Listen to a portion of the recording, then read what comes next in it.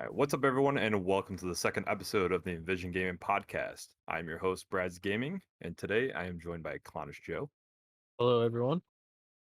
and I'm also joined by Triple Bravo. Howdy, folks. Now, we are just three guys who are passionate about video games. We all have different interests in them, so hopefully we can cover all of the avenues for you. Today's episode is going to be about the most over and underrated games, and next week we will be covering all of E3, so definitely keep an eye out for that episode. Now, before we jump into our topic of the show, let's find out how everybody's week's been going. And Joe, let's start off with you first. Yeah, so, first week back to normal since Bravo came up to visit. Back to work. Starting to get back on track, getting back to the gym. Outside of that, been playing some games, dug through a little bit more of Assassin's Creed Origins. And then the past few days, I started getting back into Oxygen Not Included in League of Legends. But outside of that, not too much going on. Okay. How far do you think that you're into Assassin's Creed Origins? Would you say? Oh, Lord. I think I'm like level 22, and I'm from what I've seen, it seems like the max level is about 40, so maybe a, about a third of the way through. Okay. Do you ever think Sounds. you'll finish the main story of League of Legends? How far is Yeah, yes, yes. it? About a week, I think I should have it done. Nice. I All right, remember. Bravo. How about you? I remember finishing that story. It was a good day. Anyways, my week was pretty good. Strangely enough, I ordered a scythe several weeks ago, like a scythe to cut grass with, because I don't like normal mowers. So I was like, I just want to be different. So I got this handmade scythe and blade made, and I plan on just cutting my backyard with it. Like the grass back there is just gnarly. But I ended up cutting my yard and my girlfriend's yard, and I got a lot of practice because she hadn't cut her backyard in a long time, and I hadn't cut mine. And yeah, I'm basically like the Grim Reaper now. Uh, and then in video game type stuff, I did a big bad, and I spent $133 on Warhammer games.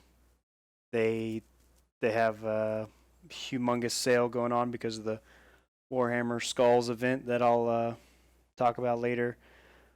But yeah, I've been saving up my pennies and waiting for this to happen because there's several games that I've wanted and many DLCs that I wanted, and I went ahead and went overboard with the different games. Like I bought the Dawn of War DLCs, the Gladius DLCs. I rebought 40K Space Marines or Space Marine. It's this like third person rip and tear kind of game. I really, really enjoyed it when I played it on console, so I bought that for some nostalgia. Uh, Played some Biomutant. I've been doing that since I got back from traveling with Joe, but we were going to talk about it last podcast, but we got off track and never went to it. Yeah, So, I'm gonna say my bad on that one. No, uh, so Brad, before he gets to talk about it, you want to go yeah. into your next segment? Yeah, yeah. So for me, no, go ahead. Go ahead, Bravo. Let's hear. But I'm interested in it. Biomutant is a great little game. It's if you like Ratchet and Clank, uh, Jack and Daxter, kind of a action uh, fighter type game. It's really cool. The different mutations you do to your main character actually change his or her body type. Like if you're like a really smart, like maybe you have like some telekinetic powers or whatever. Your dude's head is going to be larger. It's kind of funny that way.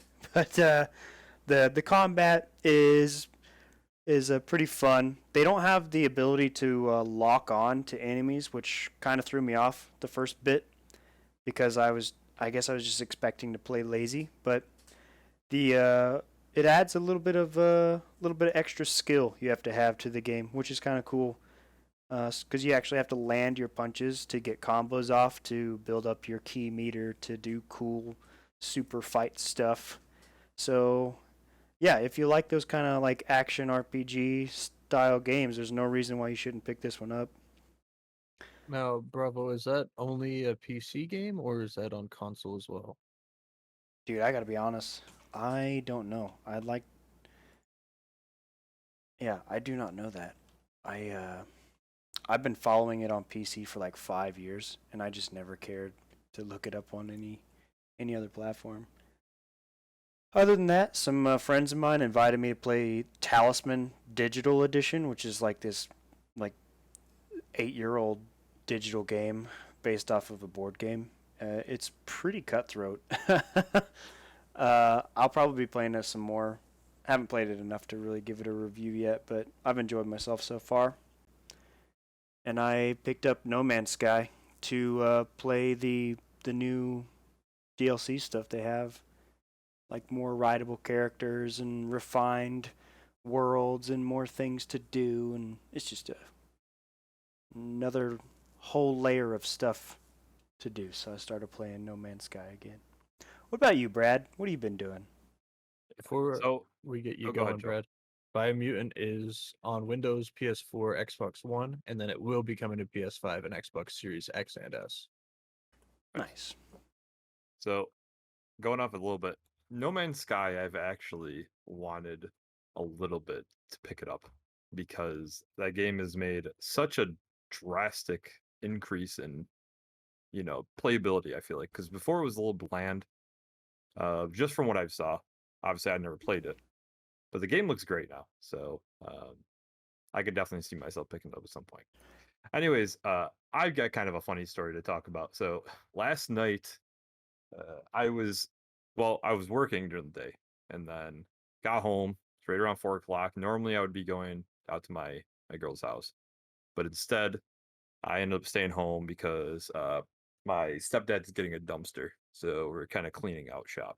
So I decided I would stay home and go through all my stuff, kind of get it all organized, so then I could bring it down Monday. Well, while I was doing that, at about 4:30, I get a transaction that popped up on my phone because I get every transaction that goes through my bank card, like my card, to my phone, and it was like $212 at Walmart. And I'm like, what the hell is this? Where did this come from? So instantly, I'm like, well, somebody got a hold of my card, and I called up the bank, and then that was a process because the customer service was not open past 4 o'clock. It was 4:30. Then finally got through and canceled the card. And around 9 p.m., I looked at my emails and I found out that I had a confirmation email from Walmart from the order. So the person that stole my card was clearly not the brightest person in the world because they bought two things, and the first thing was a 3 foot by 3 foot raised garden bed, and it was about $100. And then the other thing was $100 Google Play card. But here's the thing: they shipped the garden bed to my house, and they also shipped the Google Play card to my email. So I was like, what the heck? So then I called up Walmart and I'm like telling them this thing. And I told them, and the woman just laughed because she's like, that's different. She's like, well, I'll definitely change your account information, your password and stuff, because maybe they got it through there. But the weird thing is, if you go onto my account, it doesn't show up any order information, which you'd think. So I have no idea. End of the story is I canceled my card at least, so that's all that matters. But I thought that was pretty funny. Brad, you're somebody's first. Yeah. Somebody tested out their thievery skills on you first. They failed miserably. Yeah. I'll be honest, because yeah, it's inconvenient that this happened. But at least I have a little bit of cash on me, so I can make it through the time, for till at least Monday when I can call up the bank locally. I'm just more like, what am I gonna do with this raised garden bed if it comes to my house? Like, I live in an apartment, There's a garden in there, obviously. You're gonna have a very very nice raised garden. You don't have to bend over to pick your weeds or anything. It's gonna be great. It's gonna be great for me. Some fresh oxygen in the apartment. Coconut's gonna be excited about that. Grow some He's gonna be catnip for him. yeah. So for games I've been playing, honestly, it's been pretty laid back for me. As still doing the whole buying house thing with the fiance. So uh We're gonna be like I 5 episodes in. Brad's gonna be like, "Yeah, still pretty lax. Just doing the whole buying the house thing." yeah, it's still gonna be going on. I I've been more in buying games and collecting mode and selling stuff because I'm trying to obviously get rid of things for the inevitable move. But Well, how's that going? How's the uh selling? so selling has been okay. Honestly, I don't have a lot on right now. I've kind of decided to put things into bundles, like kind of like little gaming lots, because there are some games that nobody's gonna buy. Nobody wants to buy the. We'll just use an example. I don't even own it, but like a sports game, right? Like NFL 2K3. Nobody wants that game. So I don't want to hold on to it. So I'm just gonna give it to somebody basically for free by bundling it with a game that's actually desirable. And that's kind of what my thought process is right now. So I'm kind of getting those bundles together. I have more games than I even know what to do with to get rid of though. So um, I've got to take the time and actually do that.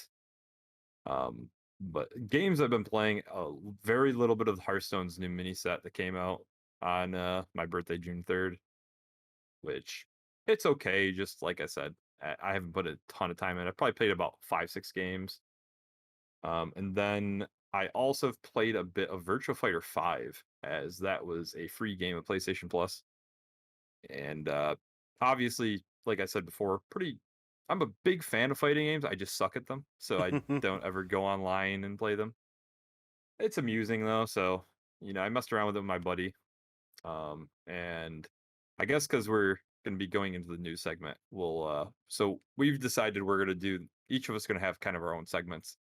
We're going to iron it out, but mine's pretty straightforward because it's, I don't know, it's just something I do quite often. And we're going to talk about my collection and then games that I find online, deals, pickups, whatnot.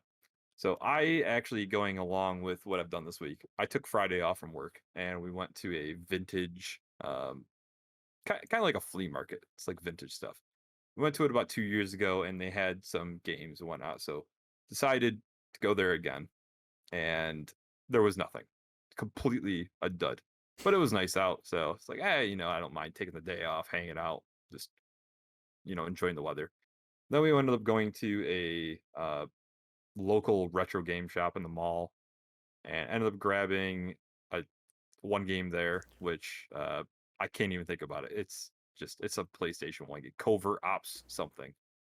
It's basically like an action version of Resident Evil. There's no horror to it, but it plays just like Resident Evil 1. And then we ended up going to my buddy's pawn shop he owns. But thing is, he wasn't there, and his dad runs it, and he knows nothing about video games.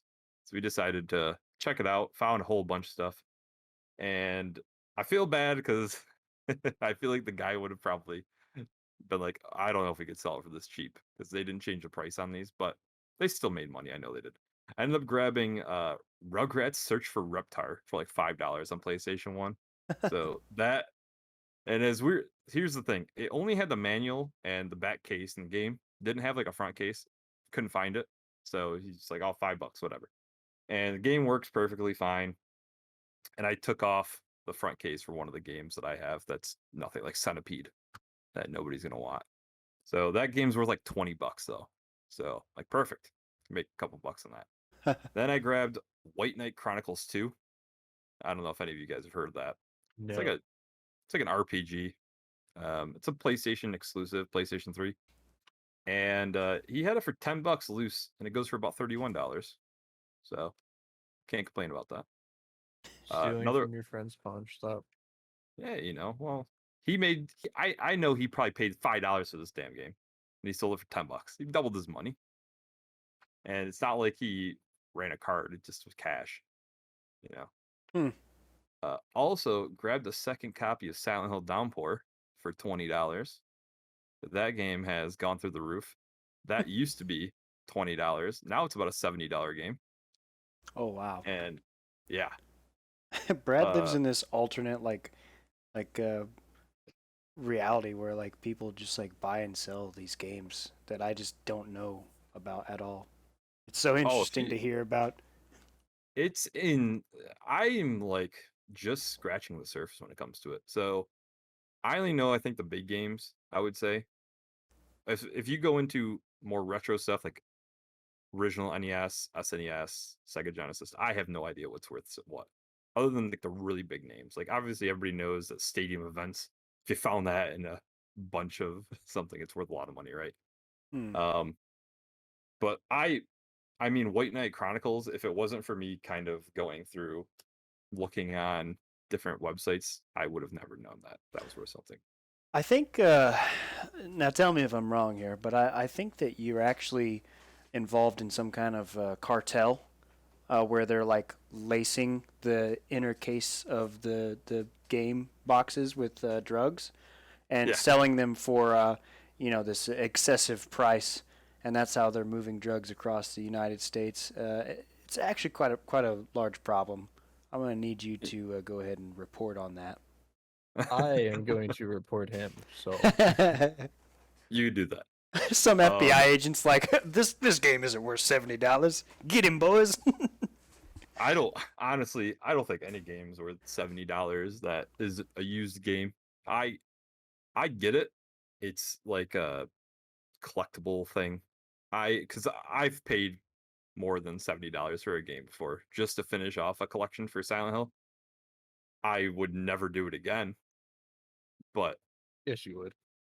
here's the thing, it's literally just so we got into the stock market a while ago, and I feel like it's literally the same thing. You buy this thing, you sit on it for a year, and it doubles in value.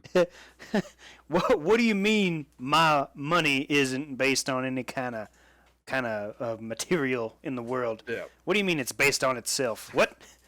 I'm so I was telling my buddy though, the one thing I'm afraid of is, there's a lot of I have a lot of money into my horror games. So just from when I purchased them before they went up in value, like I'd buy them for like 15, $20 because I was pretty poor when I was collecting them. Now, like the max I'd pay is $20. Now these games I bought for $20 are like worth $100. It's kind of crazy. And I'm just afraid that it's going to do the exact same thing as the people that bought like Beanie Babies back in the day, where No. I who knows? I mean, if games become all digital and, it's only for us. Like, I don't think a kid that is, let's say, 15 years old right now, when they turn 25, they're going to be like, "Oh yeah, Silent Hill on the PlayStation 1. I'm paying $300 for that game now." Oh no, I see what you're saying. So yeah, I think there's going to be way less people just younger generation. They don't give a crap about the older like PlayStation games or any of Yeah. that stuff. I get that, but as long as you or I are alive, there will be a market for those kind of games because Yeah. you know. I Even just go ahead, Joe.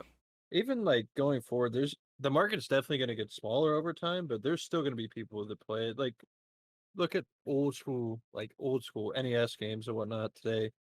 Like most of my parents grew up in that generation. It's not like, oh, my generation will never play them. There's people like me that go out and like actively seek them, but the Yeah. generation that's coming forward is definitely going to be even less I than I like now.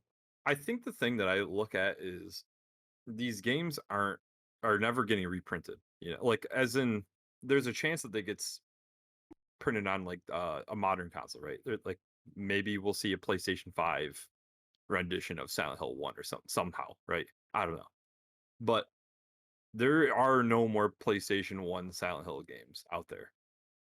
So it's just if there's no copies on eBay, you'll and one comes up, I think multiple people that are looking for it are going for it.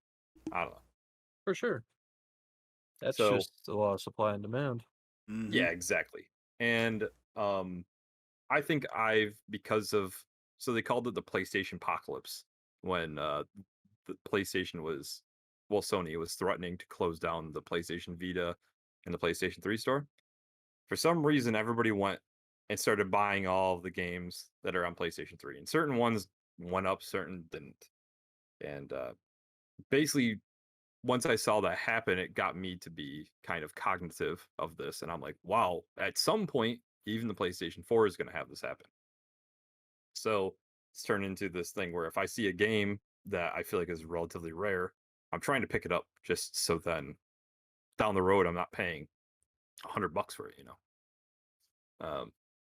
and actually that's what I did with one of the games. I picked up Silent Hill Homecoming sealed on the PlayStation 3 because it's Silent Hill. I feel like it's only a matter of time until it goes up in value.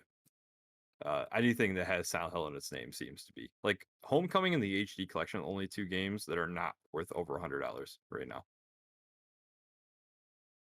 So Yeah, I think that's maybe a pretty solid buy. I mean, yeah, unless somebody will pay for that.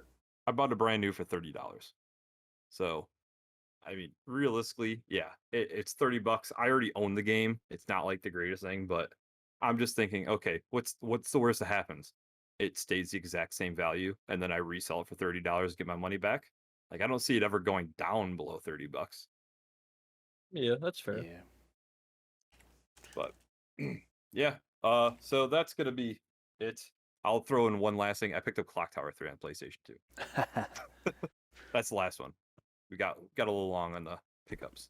Yeah, be sure you guys come back next episode where we find out what Brad's cartel name is. Yeah, we'll try to investigate that and figure out what his super secret name is. I'm gonna crack this case wide open. You have no idea. But next thing, since I'm a Warhammer fan, I watched the Warhammer Skulls showcase, and these are my notes on the whole thing. So, Chaos Gate Demon Hunters was revealed. It looks pretty cool. We'll have to stay tuned for how the following trailers and reviews come out for it. Dark Tide it was got a little bit more information released on it.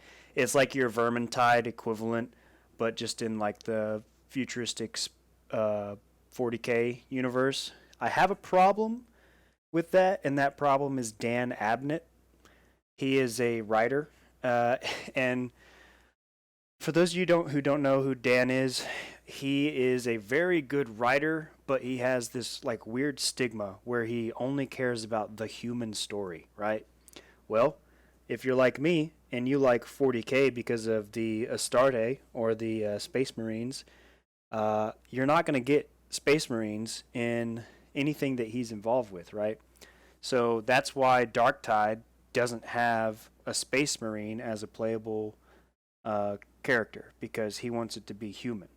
So that's kind of unfortunate for me. I'm still going to play the game. I'm still going to enjoy the game because Vermintide-esque games are pretty cool. But it's just unfortunate that kind of my hopes and dreams for playing in Astarte isn't really there for that game. You can't have them in all of them, brother. I know. And then next they talked about the Lost Crusade, which is a mobile game. It's been around. It's just being released in the U.S. And for the Warhammer fans out there, unfortunately, it's the same story, different game where it's a cool concept. You get to play your different chapters and color code your Marines the way you want or whatever. But they have these huge paywalls. And with every DLC that's released, with every new pack that's released, if you're not paying money, you're not going to be competitive at all. And the way that game works is you basically are like out in space and you can be attacked at any time, which is how you like raid each other's ships.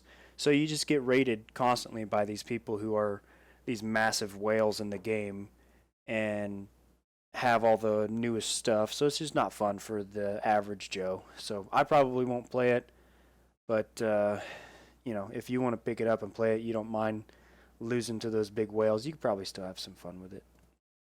Uh, Battle Sector got a bit of additional information where it's starting the game off with the Sisters of Battle, which is just like a micro faction of the Space Marines world. I was kind of worried that they would release the game with only the one dark uh, chapter involved, but it gives me hope that they're going to release more chapters of Space Marines, like different guys that you can play. That'd be pretty cool. Another thing on the Battle Sisters is they are releasing a VR game around them. It looks kind of fun, but unfortunately, it's only being released on Oculus. I don't know why you would take a pretty much niche environment and make it even more niche by only releasing it on one VR system, but good for them, I guess. Probably got a deal with Oculus. My guess. Probably. Yeah, it seems like a few games are doing that now. Like the Resident Evil 4 for the VR is supposedly only going to be the Oculus as well. Yeah. It's They're just probably so, funding it. it's so terrible. The VR world doesn't need to be fractured anymore. You know, they need to get it up and running so people are more willing to get involved in VR. Yep. The next thing, pretty excited about, is the Age of Sigmar Soul Arena. It's an auto battler releasing in December 2021. We should all check that out when it comes out. It looks kind of cool. The Got little my interest. Yeah, the little characters are a bit more cartoony than standard. They kind of match the mobile game esque thing. Actually, it is a mobile game, which is why it looks like that. But yeah, we should check it out in December. Sure. And then they had a whole bunch of like fantasy, uh, like Total War and Vermintide DLCs that, just them doing their thing where they release a DLC for like $7-10 or whatever. And they previewed the Blood Bowl 3, which I've never played Blood Bowl. I think Joe has a little bit, but it's never been something that I've been interested in. But they are coming out with a third one, so good for them. I played like 5 minutes of it and had no idea what was going on, and they did not do a good job of explaining. But I had people just beating the living crap out of each other playing some football. Yeah, so I'm looking forward to Battle Sector, which comes out the 15th, and the rest of it we'll just have to see. Good. All right, Joe. How about your segment? So my segment going forward is going to be This Week in Gaming History. Sorry, words are a little hard for me. So in this past week, from June 1st up until the 6th, a few big titles have been released. Starting June 1st, 2012, Max Payne 3 was officially released for Windows. I don't know how you guys feel about the Max Payne series, but the original two I was a huge fan of, and then the third one came out and I was just kind of meh, but still overall an enjoyable game and just a series that I personally enjoyed. Either you played any of them? So I've played a little bit of the first game, and I actually have all three of them because I want to play them. They seem like awesome games, but just once again, as usual, the backlog just continually piles up, and I just seem to never get to it. But it's one I really would like to get to. Not for me. I've got no Never- experience. Good shoot 'em up, third person shoot 'em up, classics. But moving on, June 2nd of 2009, The Sims 3 was released on PC. I personally am a Sims fan, although they like to try to dig as deep into my pockets as they can. I typically only play the base game and just use cheats and build big houses. Very, very rarely do I actually play the game, but I do build a lot of houses. Sims is a solid game, though. I mean, when I was a kid, Sims 2 was my jam. Oh yeah. I don't know. I never played 3, but then I tried 4, bought it. I don't know, it's pretty close to when the game was released. I bought 4, and it was like a new world. I had no idea what the hell I was doing. Not a clue. Could barely figure out how to like interact with things. It was completely different control scheme. They've definitely evolved over time. But moving on to June 3rd, I actually got 2 games here. We'll start with the less popular and then move into the more popular. Midnight Club 2 was released for the Xbox 360 in 2003 on June 3rd. One of my favorite games, probably of all time. It just loved how the controls were, and it just felt ahead of its time. Either of you guys have any experience with Midnight Club? I bought it for $2 and it's like minty fresh at the Salvation Army. Oh God. It's for sale, boys. Anybody want it? I don't recall this game. Yeah, I've never played this. Fair enough. Just a like action racing game. But 1986, Super Mario Brothers 2 was released in Japan on June 3rd, and that's a classic. Probably one of the most underrated Mario games in my opinion, but definitely wasn't as popular as like Mario Bros 3 or the classic, but overall really good game. I have Uh played that one. as- I would hope so. Mario 2 is good. But then June 5th, we have in 2007, we have Call of Juarez released on the Xbox 360. Brad, if I'm not mistaken, man, you were just talking about this game a few days ago. Yeah, yep. Uh Call of Juarez, I played it on PC, and the nice thing about it is a short game. I think it's like maybe 5 hours long, something like that. Could be even shorter than that, honestly. But I'm I'm also, if I'm not mistaken, it's like a $15 game. Like it was like a $15-$20 game, brand new. Oh, It's awesome. I would definitely recommend it if you're a fan of like a Western shooter, something quick, easy you can get through. And then the last big name I see in here for the week, June 6th, 1993, Link's Awakening was released in Japan. Get a good addition to the Zelda franchise. Some of the good old grassroots. For sure. But Anything Zelda obviously is a big thing. Mhm. Big yeah, announcement. for sure. Unless you're talking about Zelda on the CDI. But that's about all I got for this week in gaming history. You know, some big names, but nothing too crazy. All right. That's a pretty big week. Yeah, I for sure. I would say those are some big banger of games. Obviously, I'm sure there's going to be when you get to around October, November, you're going to hear a lot of big things. As a lot of games are pushed out during the winter. Oh yeah. So Christmas holidays, those are big things. Oh yeah. So one last thing we want to talk about, a news segment, and that's God of War Ragnarok. So it was delayed to 2022 because I don't know if this is a surprise to anybody, but they supposedly were saying 2021. I didn't believe it instantly. I don't know about you guys. Did you think that there was a chance it was coming out this year? I thought there was a chance, but I thought it was very unlikely. Um, we realistically don't know exactly when they started working on it, but yeah, I kind of expected it to get pushed back and not be an official 2021 release.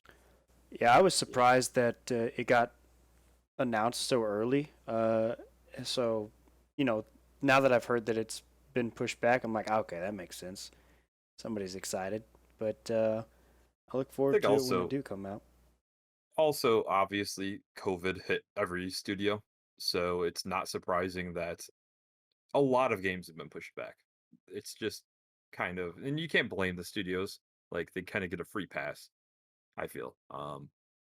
But I would say the one big thing that we learned about this is Cory Barlog is actually working on the game, because I know that might sound weird to some people, but there was a lot of rumors that they might have taken Cory Barlog out and put him onto some other game. I don't know, something else.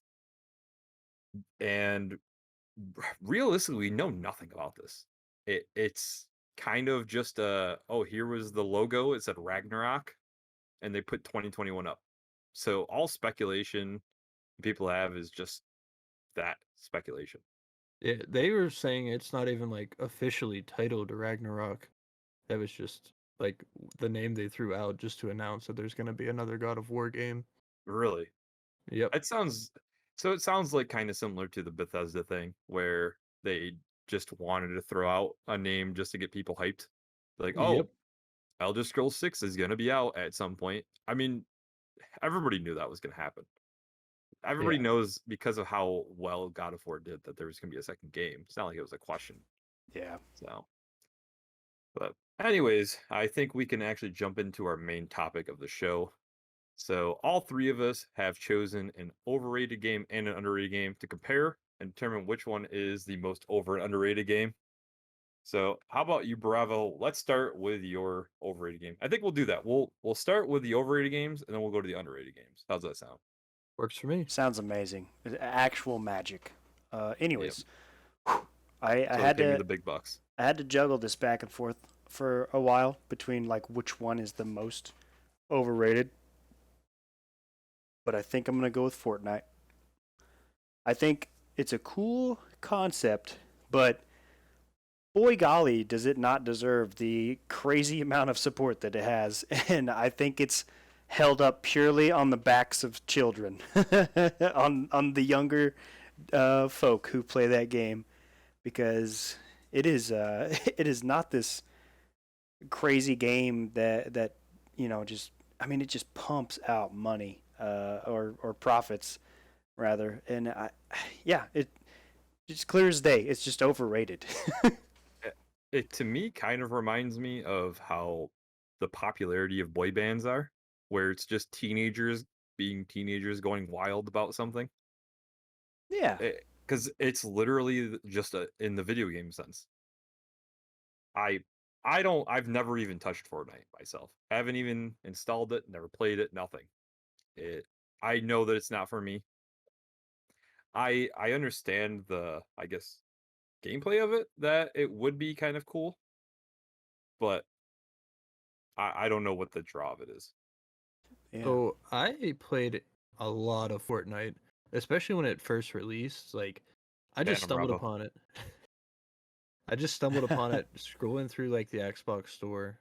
And saw a free game, and I didn't even know there was a battle royale mode to it at first. I was going to play the like actual release mode, and I thought that's what the battle royale was, because before that I never really paid attention to any other battle royales. But got dropped into it, played like a game, and was like, oh, this is pretty cool. So got a few of my buddies. They were like, oh yeah, we'll try it with you. And we played a ton of it, like through season 1 to season 3. And we have a few hundred wins. And back in the day when people all were bad like us, it's a lot different than the game now. But like, it's definitely taken over gaming in like a weird way. And with it being a free to play game, it's kind of astounding how much money they make off of it just based off cosmetics. Like, we could sit here and say that it's all kids that are just taking their parents' money, but like, actually looking at the player base, it's a very, very wide margin, like from young kids all the way up to like the older generations. Oh yeah. It's interesting though, because I will give Fortnite this much, that they're doing some interesting things in the space of gaming with it. Like, they're even pulling in like mascots from different, like, I mean, Kratos is in the game. You can play as Kratos, which is weird to think Mhm. about. And then they've done a concert with Travis Scott. I don't know if you guys have seen that. They also did one with Marshmallow. It was actually insane watching that. I watched it on YouTube and I was like, wow, this is actually something interesting and neat. I I watched the entire thing on YouTube, and I was pretty entertained by it. They've done So some there, cool things for sure, and they made enough money where they made a platform to combat Steam, Epic Game Store, yeah, but they've also made it there by some questionable means, like putting things in the game without asking the original owners, or like the one that comes to my mind is the Carlton dance. Carlton from Fresh Prince had no say in that, and then there's other characters from other games and stuff that they didn't have a say in it. They've gotten in quite a bit of legal trouble, but mm, I will say that I just made a jab at it, having like the younger kids. There's obviously like a whole range of people playing it, but it's just I don't know. It's somebody, I guess, has to be the big. I think there was like a really big need for a battle royale that functioned better than PUBG. For And sure. whenever Fortnite came around, people were like, oh, it doesn't run like a trash can on fire. We can do this.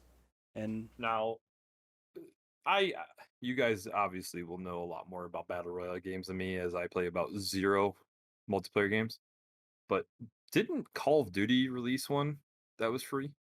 Yeah, Call of Duty is still going, and it's pretty strong. It's Warzone. mhm. It's They had So one like 2 games ago, and then the past two, like the most recent and the newest game out, have a battle royale that crossed over between the two. okay, now I think I'm surprised that Call of Duty's isn't almost blowing up more, just because it's Call of Duty. Even though I want to crap on it as much as possible because it's Call of Duty and they just pump it out, but it probably has some of the best shooting mechanics of any game. I mean, they're really solid. They do what they do well.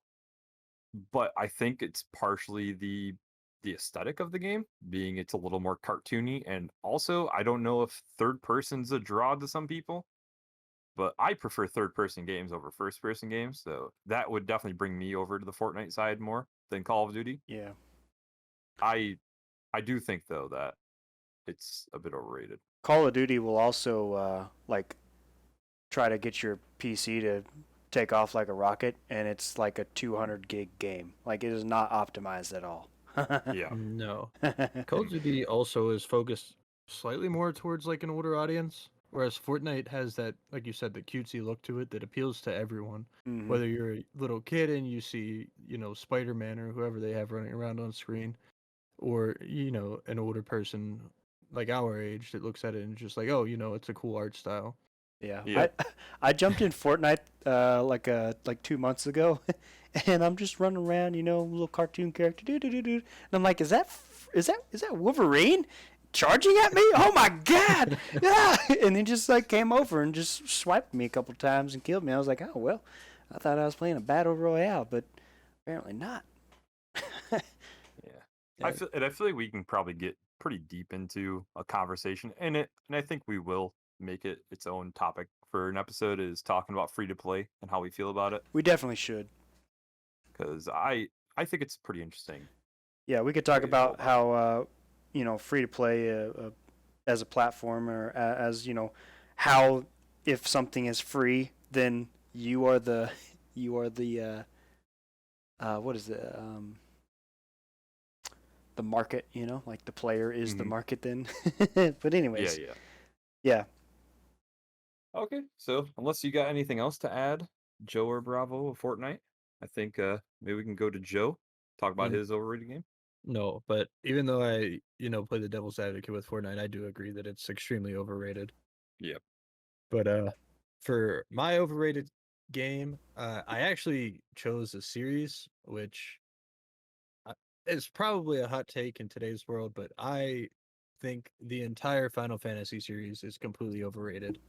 The bit I played of this game 7 wasn't entertaining. Obviously, I played it a lot longer, farther ahead in time than its original release, so I can't say for the time it probably was a great game. hmm But just I played about 2-3 hours of Final Fantasy 15 and was ready to tear my own eyes out. It's the mechanics of it are clunky. It doesn't feel good. You drive on like tracks, so you don't even get to actually drive the vehicle.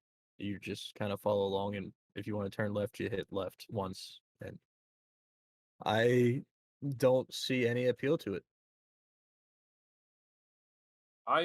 So Final Fantasy, I think, is it's definitely overrated a bit. I think certain games are overrated more than others. Because Final Fantasy VII is definitely overrated. It I get why it has the hype around it for obviously being a PlayStation 1 game, but I think a lot of people are going back to it with these rose-tinted glasses where they see it in a light from their childhood rather than now. And I think we've just kind of advanced uh, so much that a game like that isn't as enjoyable. Obviously, some people, it's a personal opinion. If you enjoy turn-based games, then hey, you might love the game still. I've actually completed 7, 9, and 10. So I've played a bit of Final Fantasy, but there's also 2 of them that are MMOs.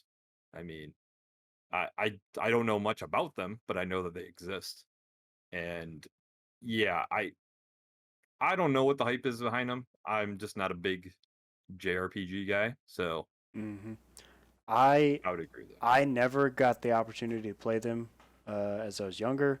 I didn't know anybody who played them, and then now, it's just an intimidating uh, story, massive story with all these crazy fans, and I'm just like, I got a lot of stuff to play. I'll just stay away from that.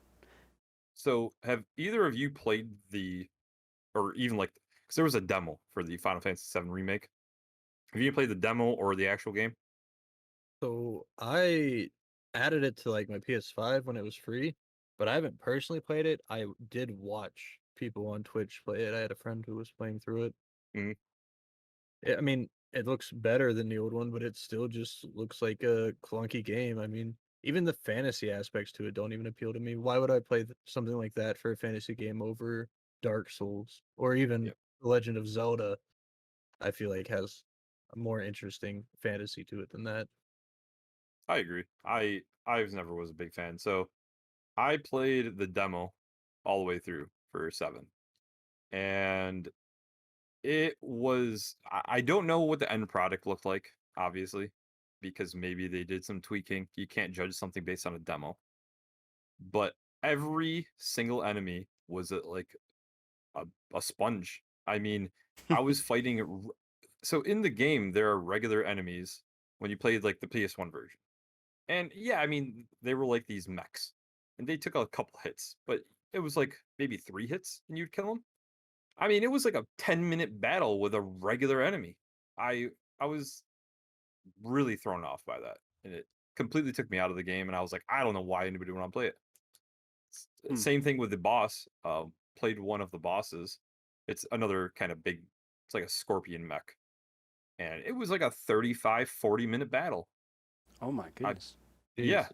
I just was completely taken away from it, and it's not like it's something astounding for combat, right? Like it's not doing anything brand new. So the only cool thing was that they did have a semi turn-based mode where you can go from real-time combat into a turn-based option where you could choose like your limit breaker or something. Hmm. But yeah, Yeah, I feel I weird, mean, go talking ahead. bad on Final Fantasy because I haven't actually played it. So, I'll probably have to give it a try in the near future to see what all the hype's about. Yeah, so the only thing I will say with um number one, Final Fantasy is probably the best music in almost all of games. The music is astounding, I think. It's right up there with Nintendo. Like Nintendo obviously probably has the best music of all. I don't think anybody would argue that like Donkey Kong Country's music isn't amazing. But Ocarina. Yeah, Ocarina of Time, Donkey Kong, like almost all Zelda games have great music, right? Like it's Yeah. just that's just like almost what they're known for. And I'll be honest, Final Fantasy 7 and even 9, like I hear the music and I'm like, "Ooh, it's hitting me. I'm feeling it. It's reminding me of my childhood." And then my cousin was huge into 7 when it first came out. He played it on PC. And I mean, now it's kind of like the Star Wars thing where everybody knows the Luke, I'm your father thing. Like I don't think I don't think anybody's going in Star Wars not knowing that line, right? Well, you'd actually be wrong because that's not the line that's said. Well, I've never watched Star Wars, so I wouldn't. Right? It's one of those things that that, right? Um, I feel like it's the same thing with Final Fantasy 7, where everybody knows that Ares dies in it. So, and Well, I don't know thanks. if Thanks for the spoiler. Thanks. it's either You ruined Ares it. or Aerith. I'm kidding. So, yeah, you trust me, you're not playing that game. I don't know if you couldn't tell. I was pretty invested into getting You're into definitely invested into it. And I mean, it hit people hard when it first came out. So I could see why maybe it, resonates with a lot of people. But oof, I don't know about now. I mean, it's obviously a very successful game, and I'm not gonna sit here and bash the game because you don't just get 15 plus releases of a game series and it not be good. It's I just one I think is extremely overhyped in I, general. I want to preface this when I say when we're talking about an overrated game, this doesn't mean that it's a trash game. It's just that it gets more hype and praise than it should probably. Yeah. So like it might be a game that people give like a 9.5 or a 10, and in reality it should be like a 7 or something, right? Uh, just something to go off of. I don't know. Yeah. So don't burn our houses down if we said something about a game. Send us hate mail if you want, because I will read it. But I will tell you you're wrong. Anyways, Brad, your turn. All right, so my overrated game. Joe's already laughing at me. My overrated game, I think, is by far the winner here because it is a game that doesn't deserve almost any of the praise it gets. There's no reason why this game should be considered the best game of all time. That's a lot of sprinkles. Just give us the cake. Breath of the Wild is not a 10 out of 10. I don't care what anybody says. Wrong. I don't care what anybody says. Now let me state my case here. Okay. If this was not a Zelda game, if this did not have Zelda, Breath of the Wild in the title, if it was not created, it was the exact same game, and it was just created by whatever studio. Same exact everything. It would be literally an 8 out of 10. I guarantee you. But because it has the tag of Nintendo and it has the Zelda tag, it instantly gets bumped up by 3-4 points pretty much. It's I mean, I feel like it's an open world game that Skyrim did basically the same. Just now they're like, "Oh, I'm not going to take away it has a great artistic style." I do think it's a very pretty game, but it's like a game that was in like the 360 era. I mean, you're jumping with the damn Y button. I don't know what the hell button it is on the Nintendo controls. It's like all backwards. The top button that would be the Y button or triangle on the PlayStation controller. It like that hasn't happened since like 2010. I mean, Nintendo kind of like buries their head because they do their own thing, and I feel like that it's a mistake on their end. They're definitely I don't know. I feel like they're just kind of doing their thing. I can get more into it. I'll let Joe speak Before Joe speaks, I want to say that I agree with Brad and his note on like the fact that Nintendo and it's the Zelda series had so much foundation underneath it that game succeeded the way that it did. That is what makes it overhype. I have other notes, but I'm gonna let Joe go because he's ready to box. Okay. I will die on this hill that it's not the best game of all time. It's probably the second best because Ocarina is better. But overall, comparing it to Skyrim, like I get if we're just gonna sit here and say it's an open world game, sure. But the cool thing about like Breath of the Wild to me is you could do anything from minute one. As soon as you get off like the plateau and done with the training area, it's like a truly open game. If I want to, I could just go fight the end boss. Like what other game just gives you that option that if you're good enough, you could just go do it. If you want to go and explore the world, which, they have a giant map that could be ported for a Switch, which obviously isn't a very powerful console. But even like not saying that's a bonus for it, the game just overall like it's amazing that like the world building, sure, if it wasn't Zelda, it probably would come down a notch unless like some new series was able to build up the lore that Zelda had behind it. Now, I mean, like nobody thought Dark Souls would come out of anywhere, but they built up this whole world full of lore, and now it's one of the biggest series out there. And that's the same with they had to start from somewhere, but it's the same with Zelda. Dark Souls is better than this game. Which Dark Souls? Because Any I'll of fight them. you over that one. I think any of them are really. I don't feel like. Here's the thing. So I know that it's like, oh, you can go do anything. You can't do anything with that damn stamina bar. How fast you climb up the mountain. I feel like I gotta go take a damn nap before I get to the top of anything. It's like it's boring. The gameplay is just boring. Do you just want to play in God mode and just be able to fly to wherever you want? No, I don't want to do that, but it's just like the world feels like it's not filled with anything. I feel like there's a lot of open land. It just didn't do anything for me. How much of this game have you played? I've tried to play this game literally so many times. Okay, one playthrough, how many hours have you put in? In one playthrough, oh my god, I have no idea, dude. I can't tell you how long it's. I mean, I sold my Switch because I didn't play it for a year. I've started it probably like 5 times, and it's just to me the fact that they're like you're gonna say like, oh well, you didn't put enough time into it. If a game nowadays can't capture me within like the first 10 minutes, they're doing something wrong. Did you follow the main quest, or did you just I run around in circles? No, I followed the main quest. Well, then you shouldn't have had almost any open world. You pretty much go from like town to town. Yeah, no, okay.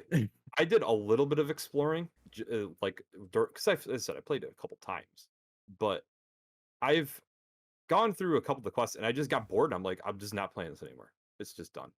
I mean, you're entitled to your own opinion, but you're also entitled to be wrong. Yeah. So I mean, so why I don't like the game? Well, I do like the game, but I don't play any of the quests, and I don't, any of the main story. I don't really care about that. I get on Breath of the Wild to just run around and, beat stuff up and explore, because I still haven't made it all the way around the map, like different areas of the map I haven't touched yet. But I pick it up for, 10 hours here, 10 hours there, whatever. But what gets me is the repetition. Like, it's a beautiful game. It's got a lot of really beautiful things to it, but it's very repetitive in its nature. Like, I go your weapons break after and it's a pretty common occurrence with like those open world kind of exploring type games where you and actually Biomutant has this problem as well. You just kind of have to like gloss over it, but you go over a hill and you see a group of enemies, and it's it's pretty cookie cutter. You kind of know what's going to happen, you know what's there, but you do it anyways because you think it's fun.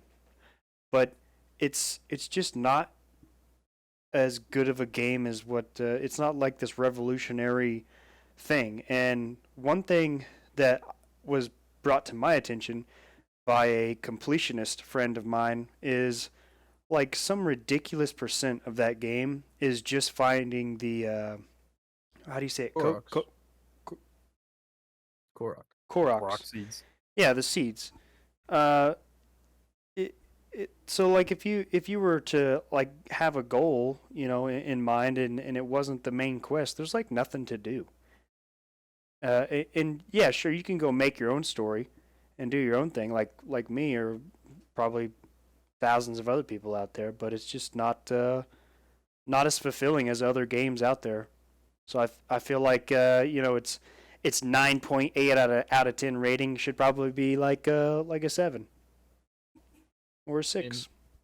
I'm gonna respectfully disagree that there's nothing to do outside of the main quest because there's literally like uh at least a few hundred side quests, maybe not a few hundred, but well over 100. Then you have like the little puzzles and the shrines, which Shrines are boring as hell. that's because you can't do a puzzle to save your life. They man. You don't are get a say in this. so That's why you don't like the boring. game. No, when There's you too get many to- puzzles. No, when you get to the shrine and it's no, the puzzles were first of all very easy from what I've played. Yeah, the And first 4 puzzles are easy because that's a and when tutorial. and then all I'm sitting there is just hearing that stupid like noise from this that person. Dude, I I can't- love it. I would rather gouge my ears out than hear that anymore. I It's bought it on just- the Wii U, and the first time I heard that, like, it actually sent. I love it. It's just like a weird appeal to me.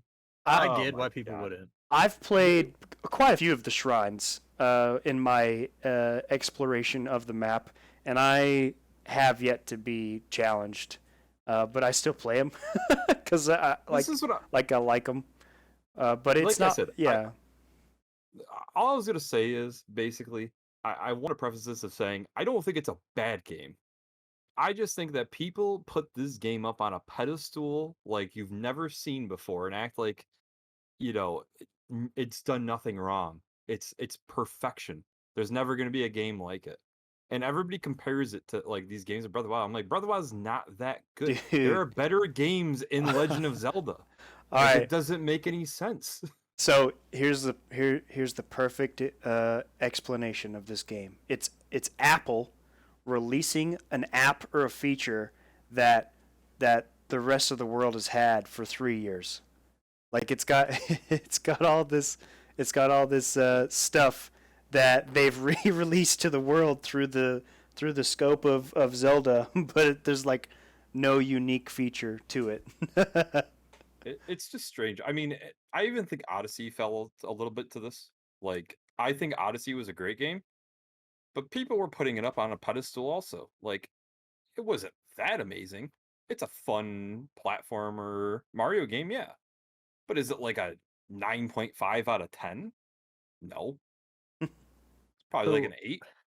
You could get me on Breath of the Wild being overrated as being called the best game of all time because I don't honestly believe it's the best game of all time, and I won't try to say it is, but it's more than likely the best like open world game I've ever played. Yeah, but open world games aren't really that good. I mean, It depends who you ask. I mean, you have a very narrow like set of games you I- like. I have my set of games. I've played open world games. Like, to me, open world games have the problem of they're very buggy most of the time.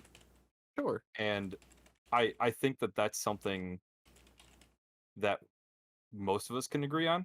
Like Yeah. Skyrim, right, is Giants and don't- mammoths falling from the sky. yeah, I like get it. like Skyrim's a great game. Nobody's gonna take it away from it. It's put on your toaster now. You can get it anywhere, but it's not that it's not a flawed game. I mean, Fallout 4, also Fallout 3, The Witcher 3. I Fallout don't 4 know. was flawed. Yeah, I don't know about The Witcher 3 if it's been super amazing, but I think The Witcher would be pretty solid. I would guess at least. The Witcher 3 is a amazing game, and I was actually going to bring up like open world games. New Horizon Zero Dawn and Witcher 3 are they're just amazing. Mhm. So Joe, well, two things. We're definitely going to have an episode where we talk open world games and really hash this out because I feel like we could talk about this for 3 hours. Yeah. But Joe, what rating would you give Breath of the Wild then? 9.5. You could take me down 0.3. All right, here's what I want to say to you only. Okay, so what the audience doesn't know is that our original first episode was us gonna talk about our top 5 games, and Joe did not put Breath of the Wild on his honorable mentions or anything. So clearly, it's not that great. That's because my top 5 games and honorable mentions I consider all 10s. Exactly. I'm just saying the overall grand scheme of. You go onto IGN and they're over there. They're like licking everybody's foot that's even walked Earth and sneezed towards the game. Right? They're kissing everybody's hands and feet. They're like, these are gods among men. Right? They made Breath of the Wild. Breath of the Wild is the greatest thing in the world. I just don't see it. Okay, so like, if we're rating games, I rate a first-person shooter on a different scale that I rate an adventure game. So what I consider a 9.5 shooter is not what I consider a 9.5 adventure game. Mhm. Could we agree that that's a fair rating scale? Well, I feel like, Joe, I feel like you might be getting more defensive on the fact that we're attacking Breath of the Wild, where we're just saying it's are. overrated. We are That's attacking it. attacking it. That We're is we're attacking it because it's overrated. Do you not agree that No. it's overrated at all? No, I 100% agree that it's overrated, but Oh, it's still cool. a hill that I'll die Thank you. on that Brad cannot say is a bad game.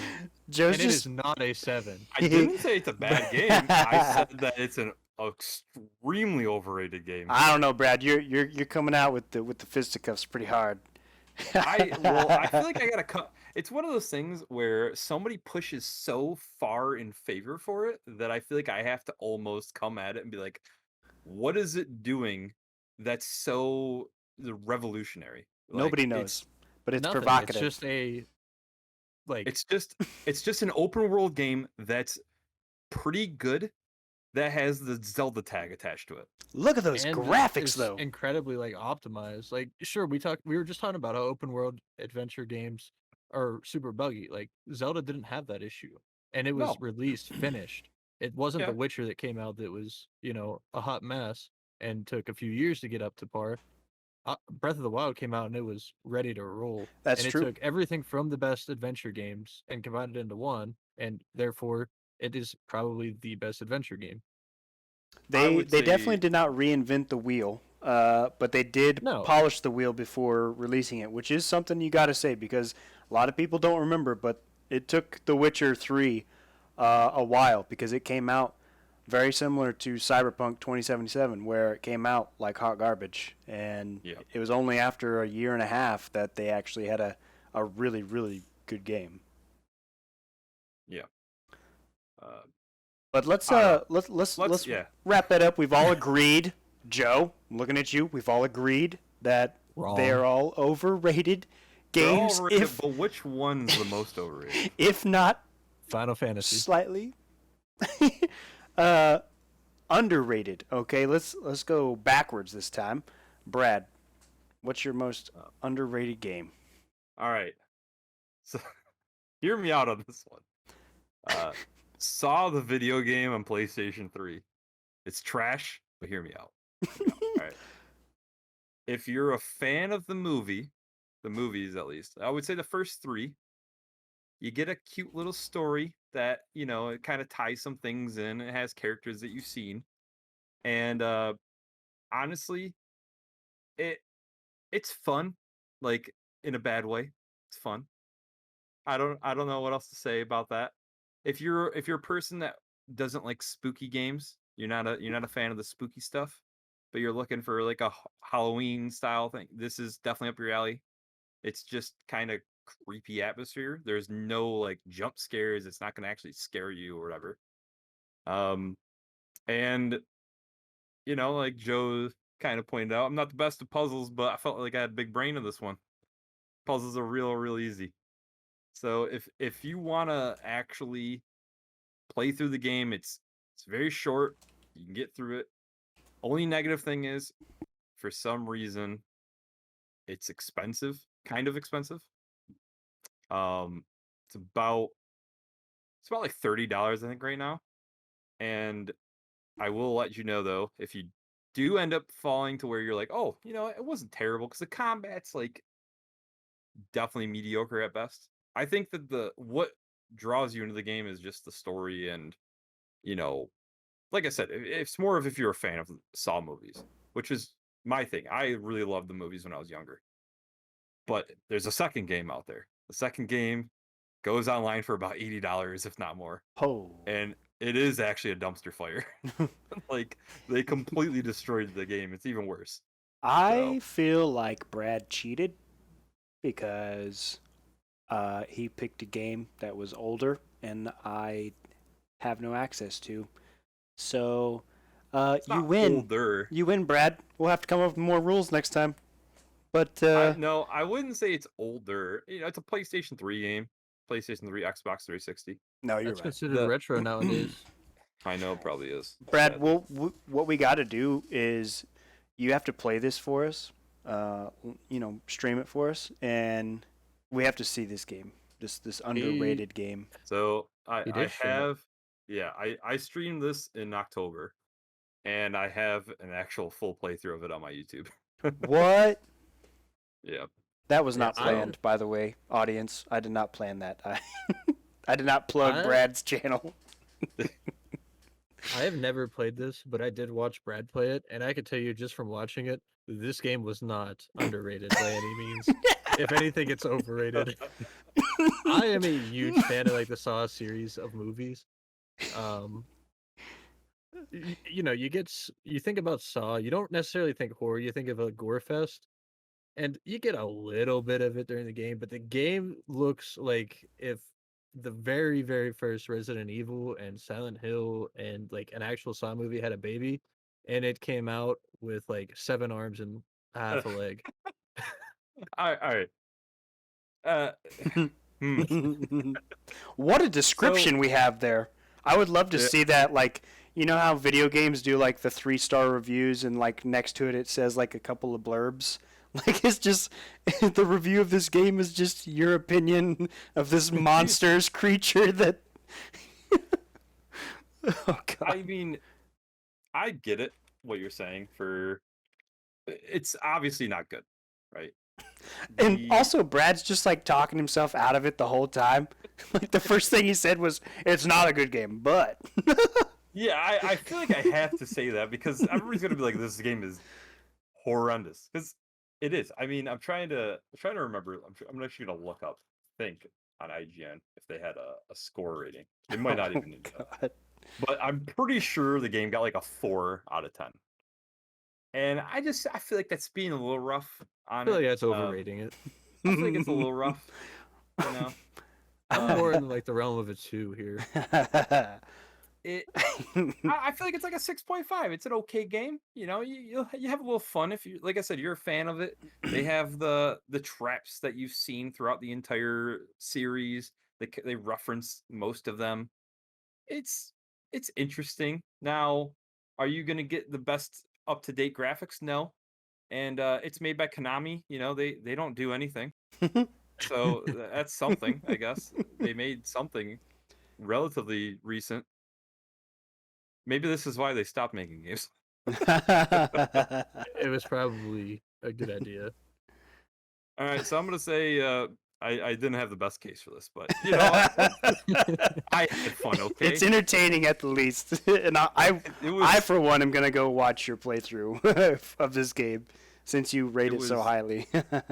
it was a fun. I don't know what it is. I've actually I will tell you a secret thing about me that I'm not proud of.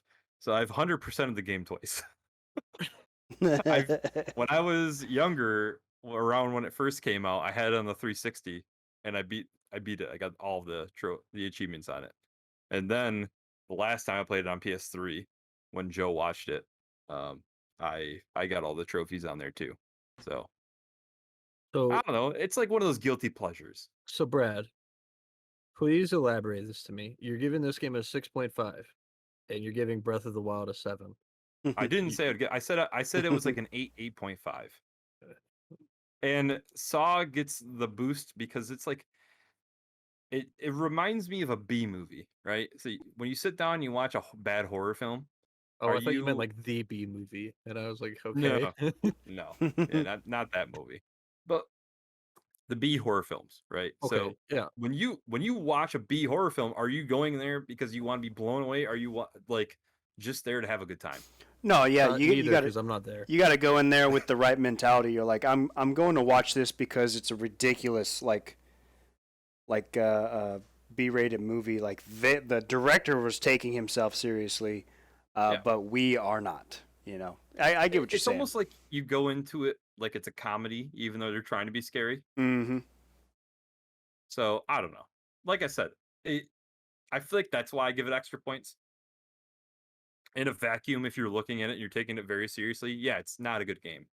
But if you go take a step back, then it'll be a little bit better. All right, Yeah. Bravo, what do you got for us? I have Insurgency Sandstorm. It's a pew pew game made by this tiny little organization. They just did an amazing job with this game. I don't remember how I came across it. I think it was one of my friends. Uh, but they do everything right. It's kind of like what Joe said about Breath of the Wild. They take the genre that it's in and they just do all the things correctly. Being a veteran of the Army, Insurgency has the best night vision battle modes. Like the just the way that you see night vision in that game is phenomenal. It is as if I am there, and you can play co-op with your friends, which is cool because the AI, they're not like super effective, but it's pretty fun to just play and play the objectives. They release new free content all the time, and they have like skins and stuff that you can buy, which is how they support themselves. They have a PvP area, which is just ridiculously hard because this game is like, it's like the halfway point between like Squad, which is just so crazy, and how many things you have to know, and controls that you have to know, and call outs and everything, and and like a game like Arma or something. It's just technical enough that you got to get some foreknowledge, but if you were just getting in there and pew pewing it up, you would learn it all. So yeah, and it just needs. The reason it's underrated is because it just needs that trigger. It needs the support, the media, some big name gamer to come around and just show the world that this game is amazing. And that's my underrated game. So, as someone who's played this, with and without Bravo, um, excuse me, and have played the first of the series, which was just Insurgency, uh, I'd say it's more of like a hybrid between Arma to like Battlefield, more so than getting into the squad realm. I know you play Bravo a lot more of the co-op mode than the PvP, which I personally, I take it with a grain of salt. And if I'm playing with people who aren't into PvP, sure, it's a good half hour before I get bored. But the PvP mode is where I feel the game does shine, and it's essentially like, without lack of better terms, uh, Battlefield with a one-shot kill mechanic. Yeah, it's Battlefield. The hardcore mode that they had, I can't remember which game mode it was or which game it was, but yeah, it's exactly that. Like, it is just. I've played the PvP mode, but it's not something that I like to play casually because you get to sweating real quick. but yeah, it's a great game. Yeah, I mean, it's definitely good. Brad, I know you're not much of a first-person shooter player or even know what this game is, but you have any input? So, the one thing that sparked my interest from what you said is the fact that it has that realism to it, where if you actually like shoot somebody, so if I'm not mistaken from what you said, like people aren't bullet sponges. If you actually shoot them in the head, they're going Correct. down. Correct. Okay, that stuff alone is something that's always kind of interest me. So a game that you guys probably have never heard of. It's called Bushido Blade. Either of you heard of it? I've heard of it, but I don't know much about it. Not heard of it. Essentially, it's something that I'm amazed that people haven't really gotten into more or like tested the waters is like the actual realism. So it's a like samurai fighting game where basically it's two hits and you're dead. And if you hit somebody in the head, it's instant kill. If you hit somebody in the arm, they lose function of their arm. Their leg lose. Like, I think that that's something that's really intriguing. So if a shooter had something like that, I think that would be a fun mechanic. But then again, that also ups the skill level, and I would just be crawling around the ground the entire time. So insurgency is again, it's like the halfway point between that. So you before a match you get X amount of points to spend, and certain things cost certain points. So like if you wanted a gas mask, it's going to cost you 1 point to have in your kit. If you wanted an extended magazine, it's going to cost you an extra point. Blah blah blah. So if you want armor, you can spend 1 point or 3 points to get light or heavy armor, and if I spend the points to get heavy armor and somebody pops me in the face, I'm down. Like, you don't have armor on your face, so you're single shot down. But if somebody hits you in the chest, you might last 2-3 shots. So like if you get shot in the hand, you're gonna go down in the couple shots anyways, because it's again not that perfect, but you get the payoff of being able to play it a little bit more casually, because you don't have to do like these crazy like medical maneuvers or anything, to heal your arm or splint your arm or whatever that a more immersive game would have. It's just that perfect middle.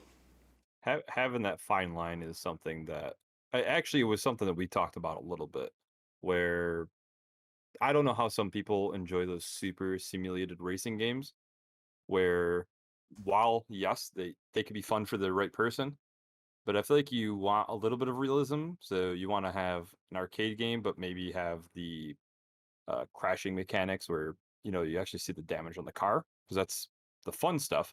And it's kind of sounds similar to this, where you don't want it to where if you get like your pinky messed up, that you have to like do some technical procedure to fix your hand, right?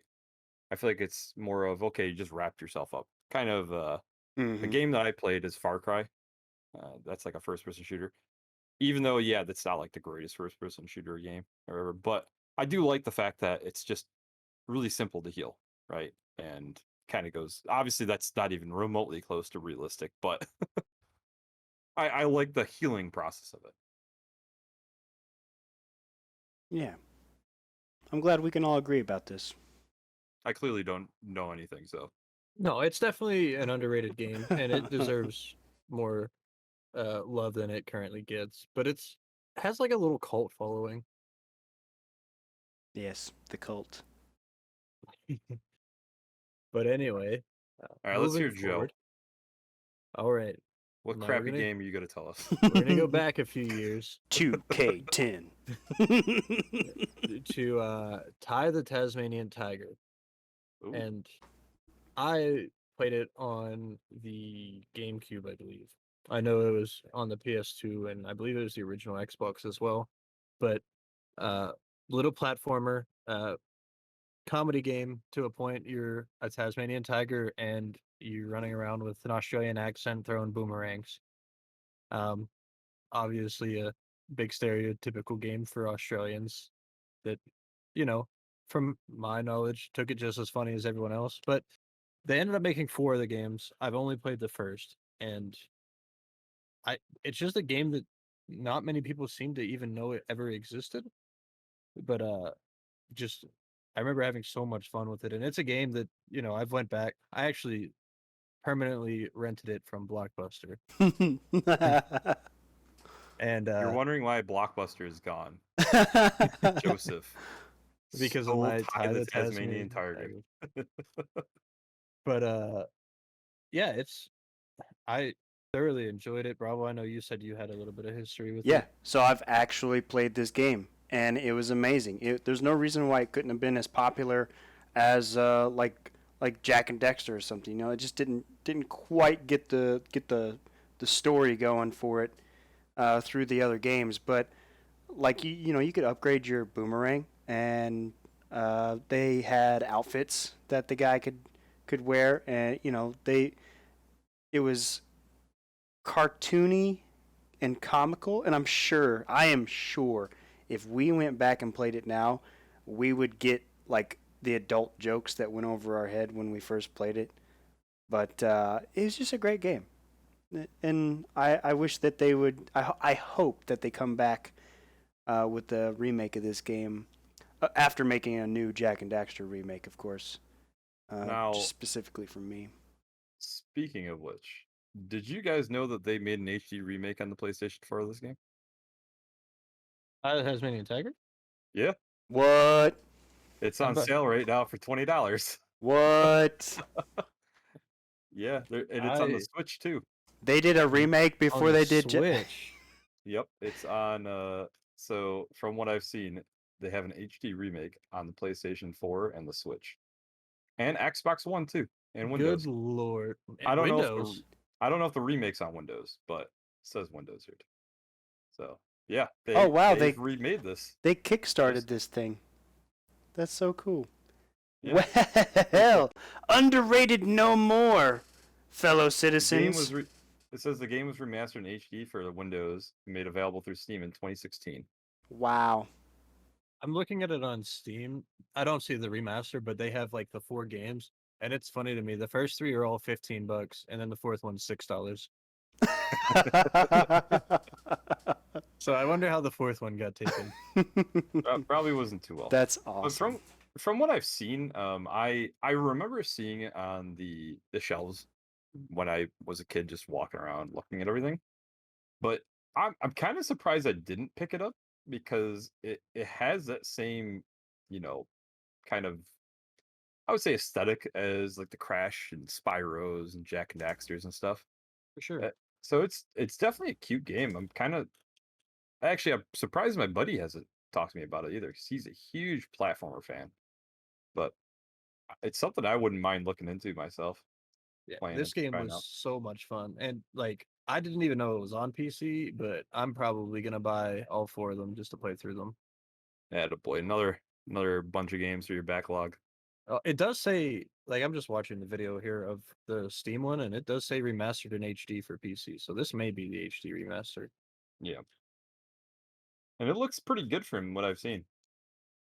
Yeah, I The, mean, I remember it being probably way better than it is, but Right? a hidden gem. The Yeah. old hidden gem. We learned something today. All right, so yeah, I feel like mine definitely doesn't win for underrated games. Not a prayer that anybody's gonna enjoy that game. I probably overhyped it much, and I don't think it's gotten. So afterwards, I ended up looking up, and on Metacritic, it doesn't have as bad of reviews as I thought. It has like a 59. I think that's probably fair.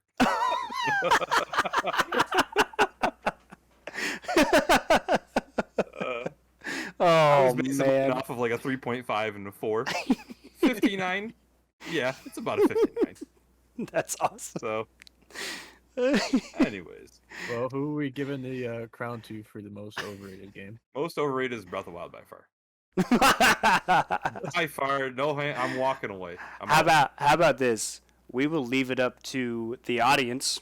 Please mail in, email, Twitter us, however you want. Tell us what game is the most overrated, or one that we didn't list.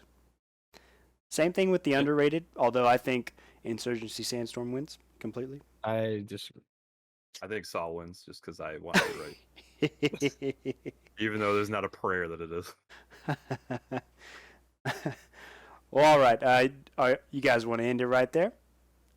Yeah, might as well. I don't know how long it's been, but it felt like a pretty good episode. Yeah, I had fun. Reminder that next week we will be talking about E3 for episode 3.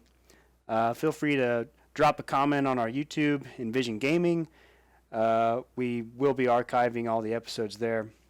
You can also message us on Twitter at envision_org, or email us at envisiongamingpodcast@gmail.com. Thank you. Links in the description. Links in the description. Yes. Smash that like button. Okay. Have a good week, everybody. Catch you all Take later. care.